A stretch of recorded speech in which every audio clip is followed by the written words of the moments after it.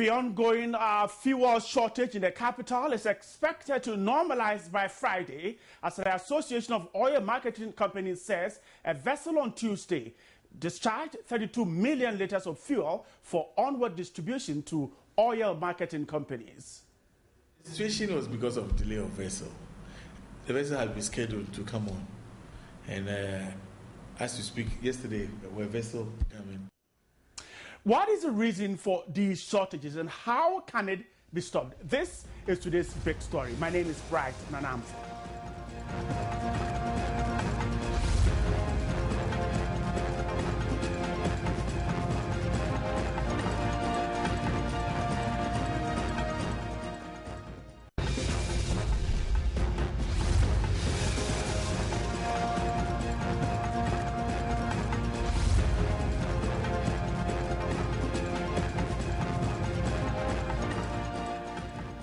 The National Petroleum Authority has meanwhile attributed the crisis to pressure on the supply chain.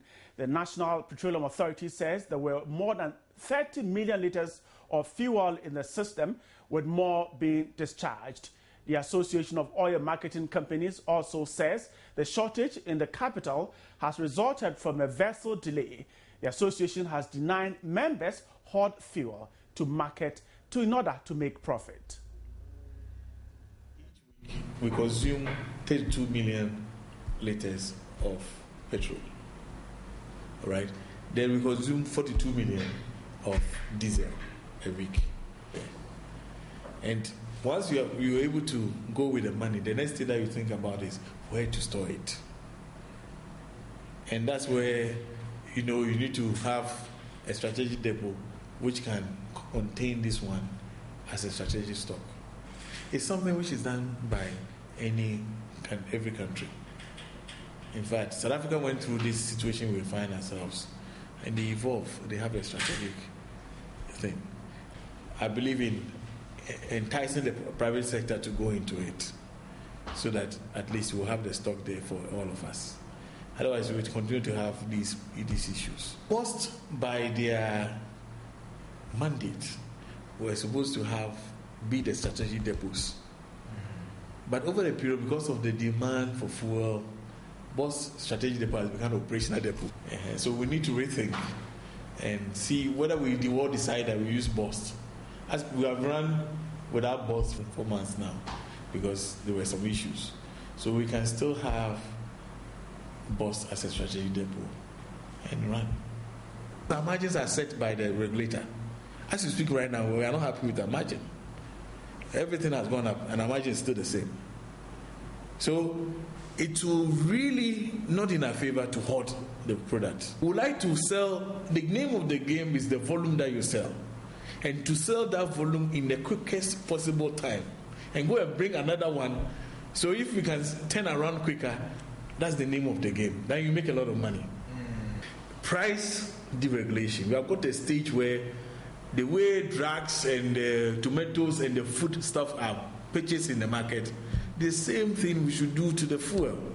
Let it find demand and supply dictate. Let competition dictate.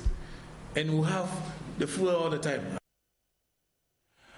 Yafuswa is somewhere in Accra monitoring the situation. I'll very soon get to her to find out what exactly is happening where she is. But Senor Osei is the acting chief executive of the Chamber of Bulk Oil Distributors, and Yaro Kasambata speaks for the NP. They just joined this discussion. Now, let me first of all go to Yaro. Now, the picture in town is that super, or what we call petrol, is in short supply. One will have to drive to 1, 2, 3, 4 filling stations to be able to get supply. From where you sit, what is happening? Well, good evening. I mean, first of all, I must say that I don't see anything, maybe for lack of a better word, putting the two of us together in one show is for me no show at all. All right. I mean because we work together on the same project. It's either you are speaking to Mr. Osei or you are speaking to me. Both of us on the same show. It's too much input for just one of a topic. I'm just one topic no, because I don't quite get it right. I will not protest. It's not a protest. Right. I'm just saying, putting the two of us, together in one show on a small issue like this, for me, it's too much. Well, Yaro, you may think that it is small, but the consensus of the public is that they've been driving around. Some said they've been driving from Teshi all the way to the Accra Business District, no fuel, and they'll have to drive all along. Now, we want to find out from your point what exactly is happening so that the distributors, because the concern is that the distributors also complaining that they're also not getting fuel to supply to the filling stations. So what exactly is the problem? I don't know who these distributors are, but I know that, Bryce, what you should have done also is to have sent a reporter to the depot. That is the barometer. Right. The depot is a perfect place to see, whether there is something happening or there is no show. We have already said that it takes time for this situation to stabilize. So what the consumer is uncomfortable about is genuine. I'm not saying they don't have a point to complain, but I'm saying that beyond the complaint, the situation is being solved. Exactly. They can, keep complaining even as supplies are coming. It's only a matter of time, and it will stabilize. That's it. But last week you are permeating a supply industry, and it takes time. It doesn't happen within an hour. It doesn't happen within a day. So we can only say that the supply is improving. We have put in excess of 10 million liters of fuel onto the market yesterday. I don't know the figures that we've done exactly now, but we have exceeded even 10 million also today. We are going to continue tomorrow, unless these fuels are going elsewhere. But these are the same retail stations that these fuels are all meant to go. So it is a matter of days, and the situation will stabilize. Yaro, that's all I can say for now. Right, Yaro. In the past, that supply has been regular. What was different from the processes from what we are seeing now? When you have a gap to fill, okay, we all agree that we had a problem a couple of weeks ago. Okay, so it is not the regular issue we are dealing with at all. It's not a regular daily supply matter we are discussing now. We've all agreed we had an issue a couple of weeks ago, and that is being resolved. And if you have the type of industry that we have, when you have a supply gap or a supply gap in the demand cycle, you need to take time. It takes days to fill and stabilize it. Because now your daily consumption is not like you had some years ago. Your daily consumption is high. So when you have a little gap in your supply, and then stations record low product or no product, it takes a little longer to fill the market with the exact product that the consumer needs in the right quantity. Before then you can now come back to your normal situation. So we have agreed that we have a challenge, and the challenge is being resolved. It takes days to turn around. When you say the days, consumer should bear with us. Yaro, last week, the NPA says this issue, this difficulty is being resolved. Today, you're saying that it takes days. I mean, how many days should we expect the situation to normalize? I cannot predict with certainty. I mean, because a lot is happening that we as an authority have no control over. Who has control over what is happening? It's an industry, right? You have to understand this is a simple supply chain management. Yes, it is, but it is not very simple to the truck driver on the street because he doesn't understand it. Why we have to make them understand. Exactly, that is why you need to explain. What we are saying at the moment is that it takes time to stabilize. We haven't achieved the stability yet. So, I mean, I don't know how low we should, descend with our explanation. Because it's a very simple thing to say that you have a gap. The gap is being filled. And you have a lot of factors that are playing around in the industry that are not in the hands of the authority to control. Control here is crucial. There are transporters who must go, get the products for their respective oil marketing companies. The oil marketing companies are going to assign the trucks to retail stations. The trucks have a distance to travel. But all these are not within our control. Yaro, the point is that I am a consumer. I don't care about transporters. I don't care about. All I want is the product. So what is happening? If we approach it this way, then what is the essence of the discussion we're having? Because the explanation isn't coming. Because if the consumer, all the consumer cares about is the product, then the consumer can find products elsewhere. There are 459 service stations in Accra. Exactly.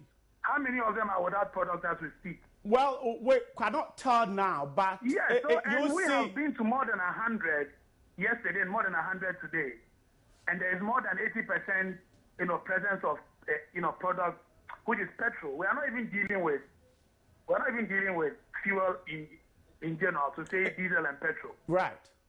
Okay, so we're only dealing with a particular type of product which is not available in some of the stations. And because you're saying that there are certain things beyond your control, and because of that, the NPA cannot say when this will normalize. Right. I said we cannot predict with certainty. I mean, I chose my words. I didn't say we don't know when. So we're going to go through this for a month? Well, those are your own predictions. I'm asking you. I'm just asking you. I just said to you, we cannot predict with certainty because we have said to ourselves, we hope that this week will stabilize the situation. You are making reference to last week. Before I realized you will go, the week before. And I'm just trying to alert you that a lot is happening that is not within our immediate control. I'm supposed to be predicting to you. And you're not telling the consumer what is happening. Oh. But right, we've had this conversation. Unless you are saying that we should go back to the background and deal with the issues. Because your questions were not preempting us to go to the background. So let me give you the background, where we have come from. Okay, because if the consumer doesn't know as we speak, then we have to go back to the background. Because we have come a long way from a couple of weeks. The background was simple.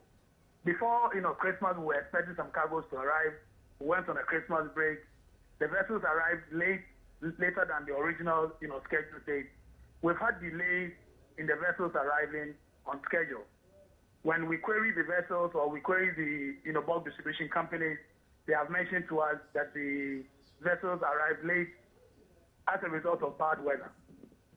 We have received, products since, and the products have all been distributed to the market. Over the weekend last week, we were supposed to have, received another set of products.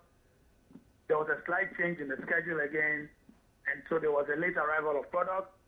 And so we went over the weekend. The depots could not, distribute products to the market. And so Monday in the morning yesterday, we started the normal distribution that we do, and we have put in excess of, 10 million liters yesterday. I am told that we're going to do more than that today. We're going to continue tomorrow. We're going to continue up to Friday. Right. By close of Friday, if the situation is still the way it is, we may add Saturday or Sunday. But those are all circumstantial. But if you have all these figures, why are you unable to tell us when this situation will normalize? Right. Yaro. I'm very sorry, but I don't want us to, belittle the discussion. We are not. You know how much you put into the system. Now, if you have the figures, why are you unable to tell us when the situation will normalize? Right, I'm sorry. I can't predict. I can't say when it will end with certainty. I've told you that we expect the situation to normalize by the close of the week. If by the close of the week we still are where we are, we will lock in Saturday and we'll lock in Sunday. The prediction you want me to give, it's very dangerous for my business. But you Because work if with I tell the figures. consumer, You work with figures. You know how much you need to put into the system. So I think it should be easy. right, I'm sorry, I can't. Right, Yaro Kasambada, thanks so much for speaking to me. Let me try and see if Mr. Senior Osei, the acting chief executive of the Chamber of Bulk Oil Distributors, is there. Mr. Osei, are you on the line? Yeah, Bryce, how are you? I'm good. Is there a difficulty in distributing petroleum products, especially what we call petrol or super? Bryce, good evening to your listeners. Sincere apologies to anybody who seems to be experiencing any kind of shortage on the market. But from where we stand, there's an abundance of products available on the market to distribute. I don't think that we are supposed to have much challenges. I've been around myself. I've not really experienced the perceived or the heightened story of shortages. I have to be honest personally. I haven't experienced that. Our depots have been working up to midnight every day, and we are discharging a lot of products onto the market. There's more than enough stock to last us, and as we speak, there are vessels that are discharging. Do you have any cause to worry that perhaps the filling stations are refusing to sell? I cannot specifically tell why a particular filling station may not have stock or may. Sometimes it may be a bit of probably cash flow challenges because our members may require some payments which may be outstanding. I don't know. There may equally be some logistical challenges like trucks coming up to the depots. There are lots and lots of queues. And you know what, Bright? You guys are doing a great job. But once these things are sometimes slightly overheightened, we create so much panic buying. We run down some stations and then they are not able to meet their regular pattern of purchase or sale. The other thing that these things does is that once the news is out there, there's shortage. It creates problems for us also on the other side, on the trading side. Premiums go high, and the cost of products delivering to Ghana become more expensive than it should because there is some artificial perception of shortage. Anytime there's a perception that demand is outstripping supply, tell me what happens to price. You tell me. Exactly, it goes. Exactly. So I would actually plead with the media and with you and everybody that as much as we are doing the great job you're doing and we admire and we really love you guys for it, maybe a bit circumspect on how we're hiding some of these things.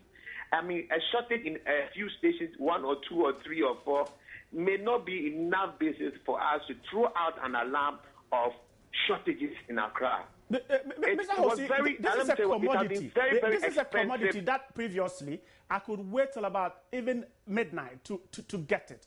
And yet I can appreciate your particular circumstance, maybe with your story, but I don't think it's a very general situation. I think I heard Yaro say they went round and there were over 80% of stations had PMS, which are you call super or petrol. So I would really encourage you guys, let's be a bit patient with the system. There are products in Ghana. There has not been a single day where there has been no products in Ghana. There's been no single day where our depots have been flat dry. So there are multiple depots. Some depots, for some operational reasons or some other commercial reasons, may not be operational at a given point in time. There'll be a lot more push on the other depots. And logistical constraints may be there. But I really want to assure Ghanaians, there's more than enough petrol. No need for panic buying and also no need for heightening this perception of shortages. It's a perception. It's very expensive. That's according to you. I want us to have a very genuine call on shortages as and when. And me, I don't have a problem really talking about it anytime. Right. I don't at all. So if I'm telling you this because it's real. And it's just getting expensive for this economy.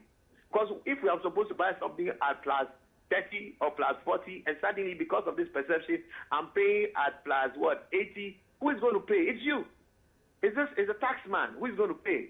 So let's be a bit careful how we handle some of these things. Right. Senor, let's leave it here. Senor Osei is the acting chief executive officer of the Chamber of Bulk Oil Distributors. Let me go to the streets of Accra. Jemfi is at one of the filling stations, and if she's ready, she'll be telling us exactly what is happening there. And can you hear me from where you are?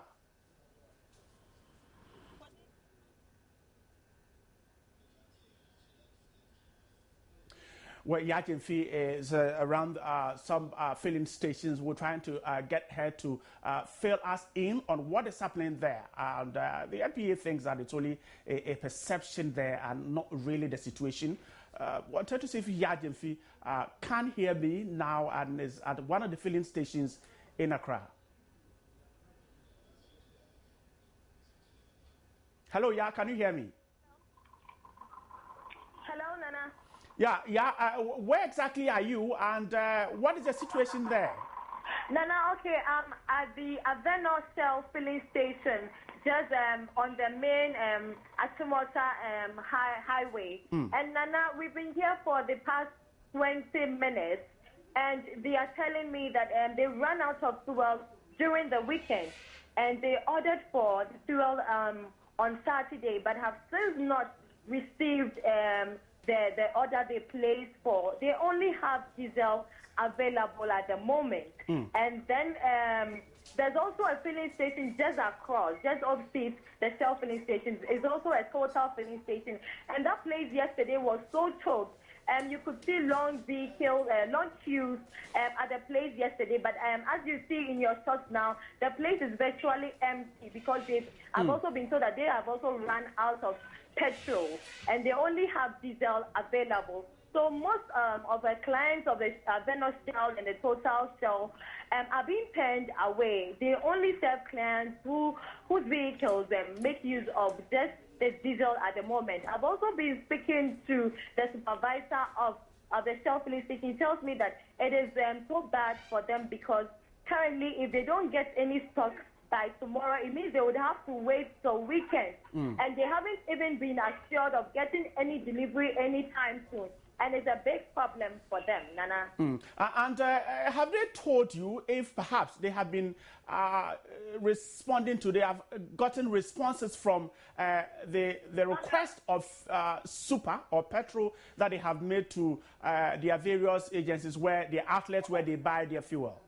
Yeah, Nana, they are just being told that there's no fuel available. But as to the main reason why, speaking to the supervisor here, he tells me that they haven't received any information as to why there is any delay or shortage in the system. And he told me that earlier this year, it happened that the same experience came, but then it was being solved quickly. But this one seems to be taking a bit long, and they are worried about it because they are losing out on business.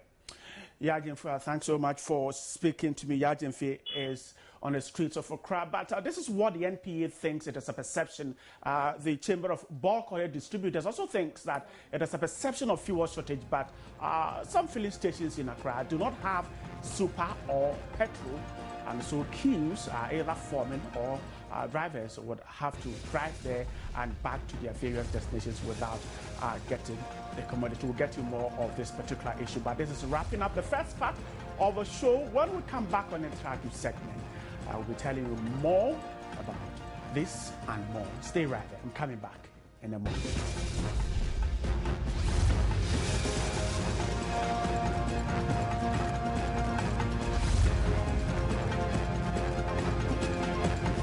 Welcome back to the big story for today. And there are still shortages of super or petrol in some filling stations across the country. But time now to get interactive, and Gladys is joining me. The discussion will certainly be on education. What is on the education front? Parliament is calling that we return mission schools to the various mission institutions to manage. And we've been having interesting comments on our Facebook and other social media platforms. We can't wait to talk about that. Welcome, Gladys. Thank you, Nana. So, it's handing over mission schools has been the main topic today, and it's trending on social media. But we will be getting your views very soon, right here. So let's get interactive.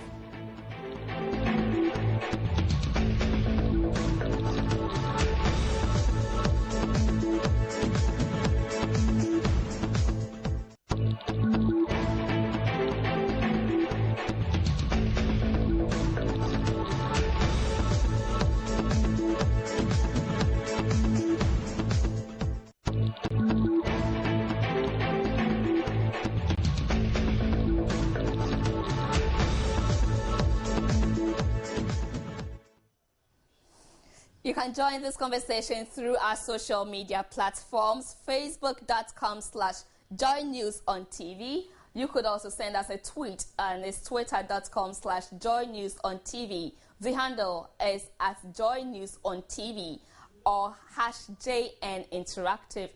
Email, send that to joynewsim@multitvworld.com, and let's get chatty right here on JN Interactive.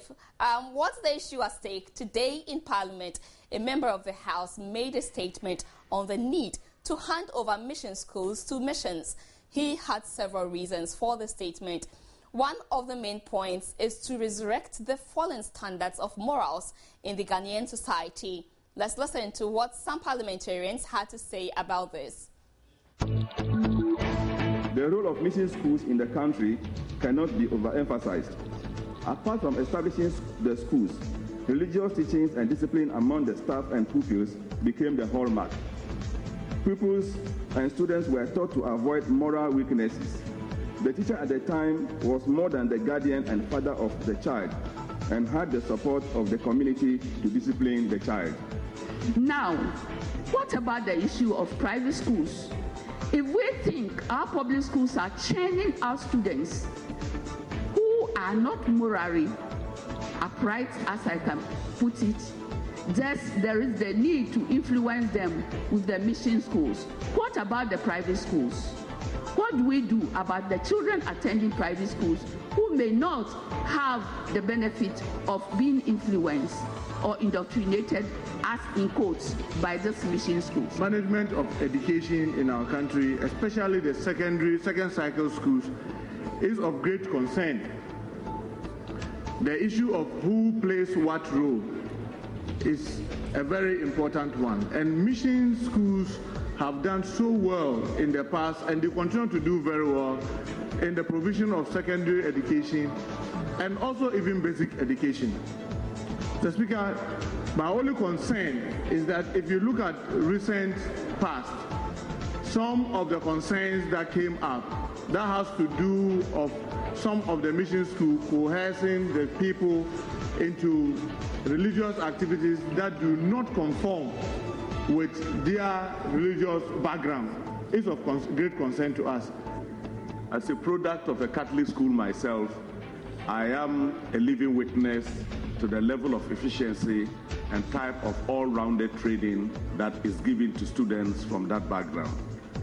But let me also say that all these mission and religious schools have not been uniform in relation to the effectiveness. It is not so much handing over mission schools back to the missions, because we no longer have missions, we have churches.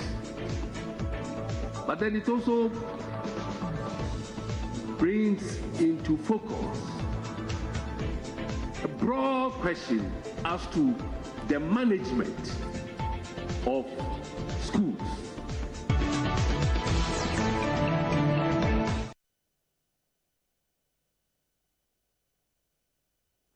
So we had some submissions made by our parliamentarians. Okay, so granted that the fact that education is one of the most important tools for national development, it becomes the responsibility of any progressive government anywhere to provide and promote sound educational policies as well as infrastructure that will help its people to acquire knowledge, skills and attitudes that enable them to develop their potentials. Though the traditional educational system in Ghana provided special training for members of the community, it would certainly not have been adequate to modern needs. The building of formal education system started with the colonial government in the form of castle schools in the foreign endeavors of the then Gold Coast in the 1600s and later as colonial schools in the 1800s. Ghana's education started with the colonial schools at Cape Coast. The colonial school at Cape Coast produced the first generation of English-educated Africans, which though small had great influence on the development of the country. All right, so mission schools followed the castle schools with the arrival of the missions in the country. The Wesleyan and the Basel missionaries established schools in Cape Coast, Discove, Anomabo, Accra, all along the coast, and Ukropon, few miles away from the coast, respectively, in the 1830s and 1850s. This is a bit of history, so you pay attention and you get along. According to research, not only were missions regarded as the right bodies to manage education, they had more money than the government with which to do so. So another point to note is that missionaries opened schools not to spread literacy or to train their students to earn a living. They did so because they thought that schools were one of the best means of spreading the Christian faith.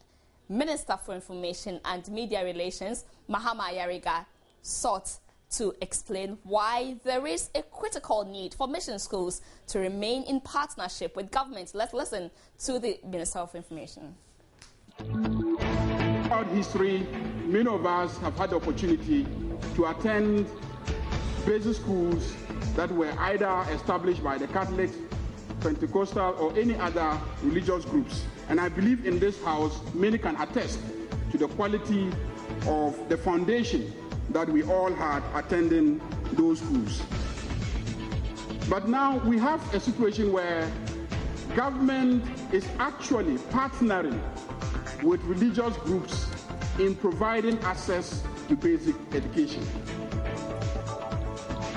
A mission can on its own establish a fully operated, run and financed basic education school once it is certified by the Ghana Education Service.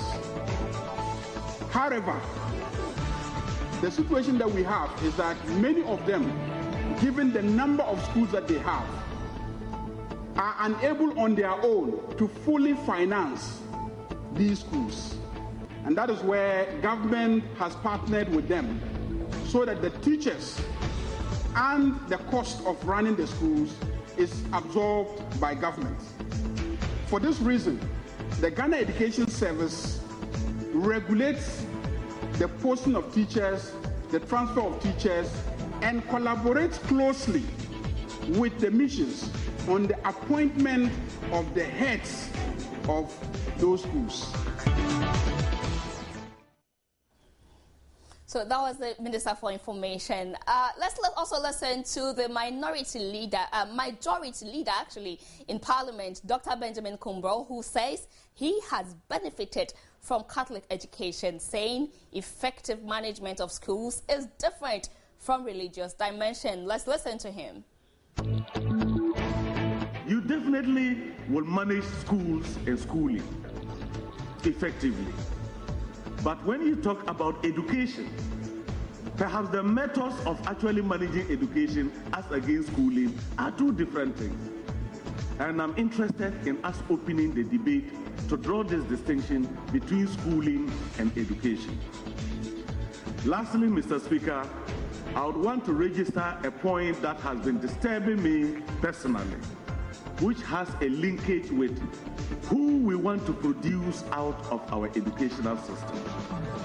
And I must say, I have sometimes been very livid at university congregations in which I have heard people say, we have to produce graduates for the market.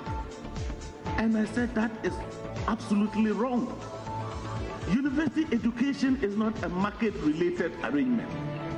You train critical minds in a university to adjust to the changing circumstances.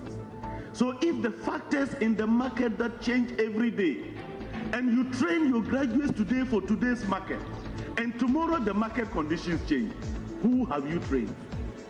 And yet it has become part of the cliche in our tertiary institutions to keep saying that we have to produce graduates for the market. I'm not sure I want to be a market graduate, because the market conditions will change.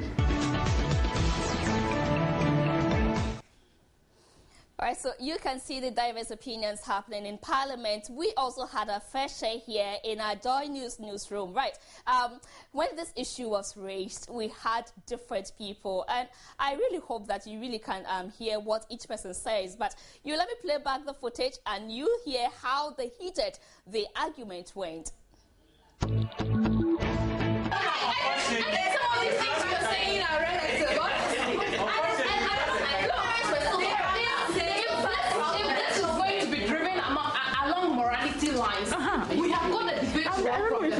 see, the problem because you see, when you back this moral standard, you say has gone so low. Listen, there's lack of move your head. That's what you see. When a missionary school's hands the first place before morals drop. It'll shock me, sir. No. It's when government. It'll shock me, sir. Because they are not afraid. Okay, there are certain things that we do.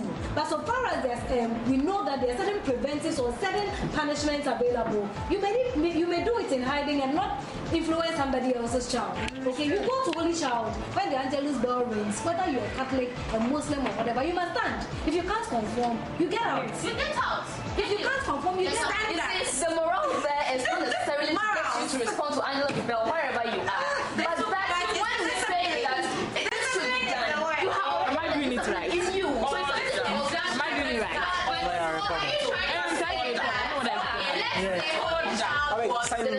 Put your life in my best man.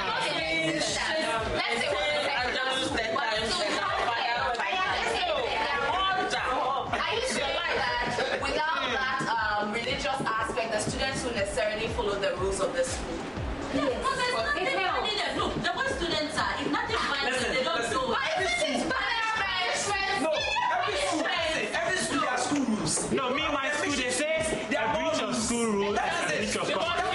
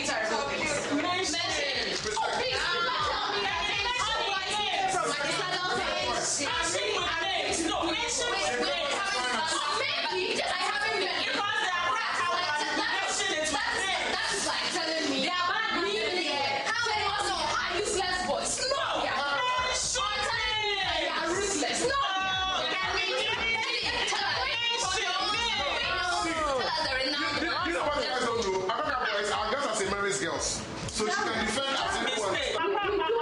We were able to mention the rotten ones, no problem with names, no worries. You mentioned the good ones. We have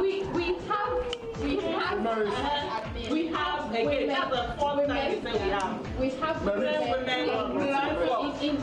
in place. I hope you really did hear anything, but that's the kind of argument we had heated in the newsroom when the topic was raised. Let's hear what you have also been posting on our WhatsApp for us. And we have Justice Forsen who says, if so, then Parliament should explain to us the meaning of freedom of association in the Parliament. Okay, if you don't interested. Right, so Ken Frankie says, over to them. Okay, so that's coming from Ken Franklin.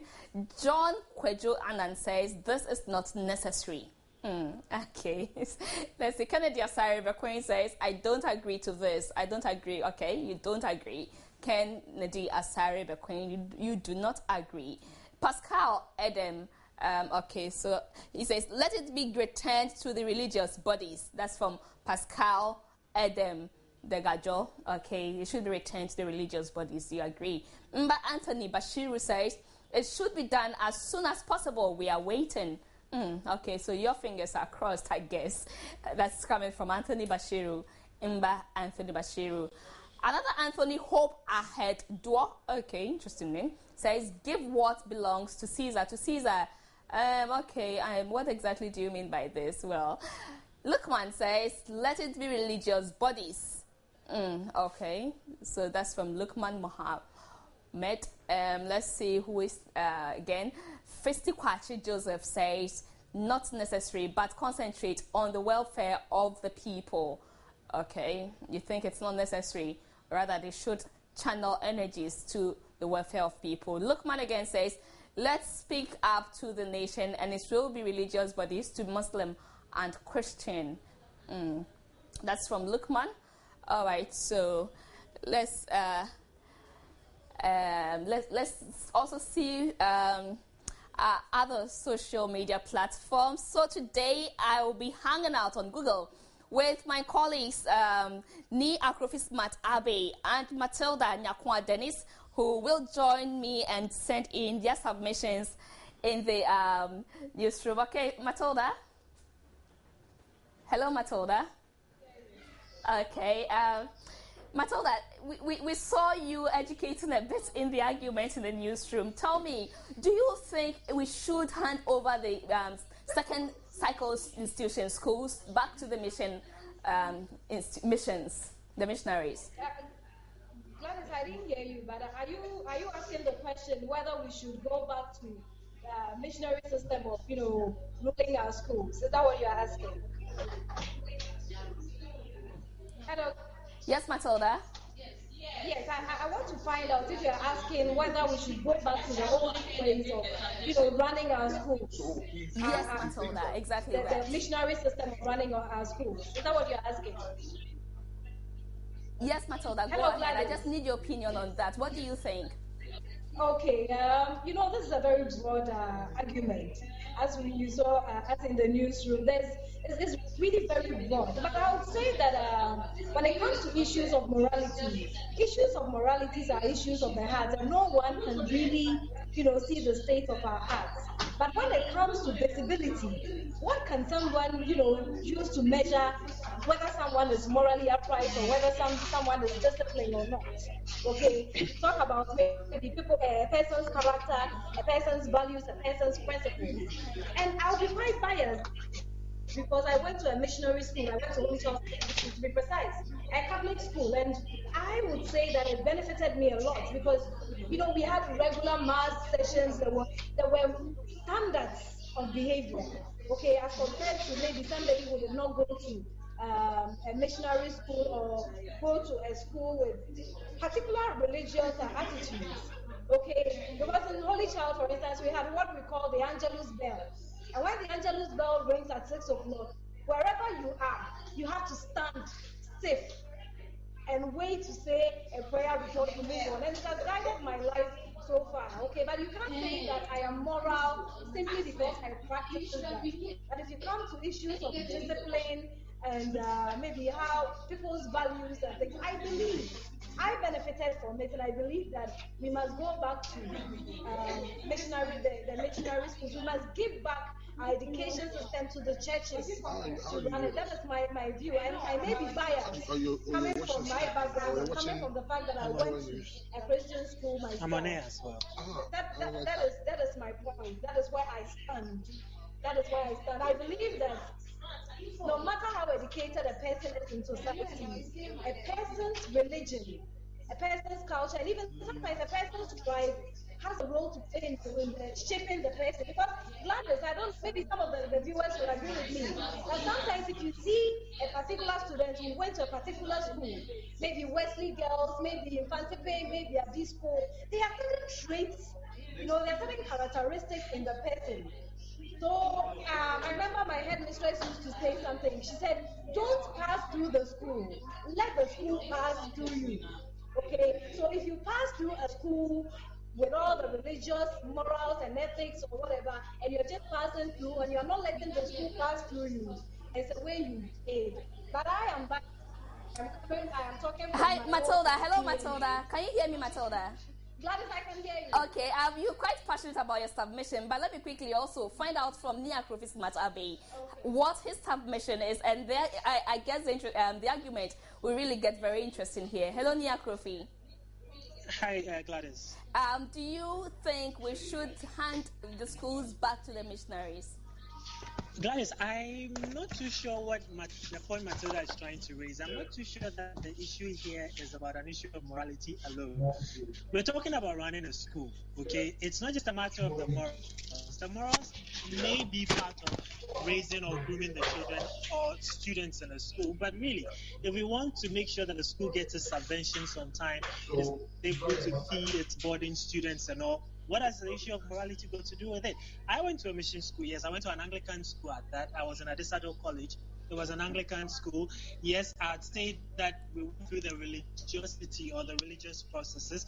It guided and shaped our spiritual life. But I don't think that was enough to instill and make us complete Santa Clausians, as we like to call ourselves when we're out of school. So I am not too sure where that is coming from. Is the debate just about morals, or is it about ensuring that the students who are in the school get what they want, when they want, as they want it, so that the school authorities are able to run the school?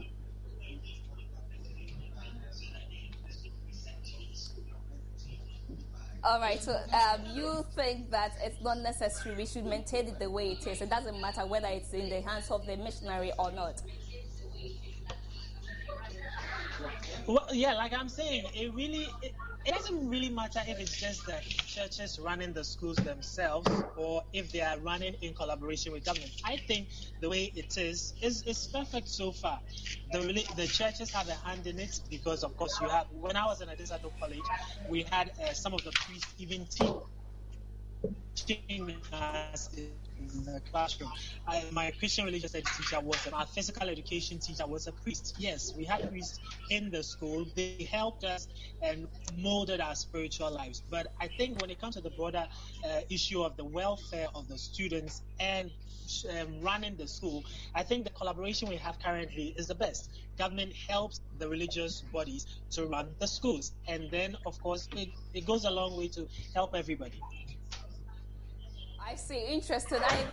I believe we'll continue with this argument when I get back to the newsroom. You all seem to have different opinions about the schools going back into the mission. And even though you are near Krofis Matabe, you went to a mission school, you think that it's not necessary.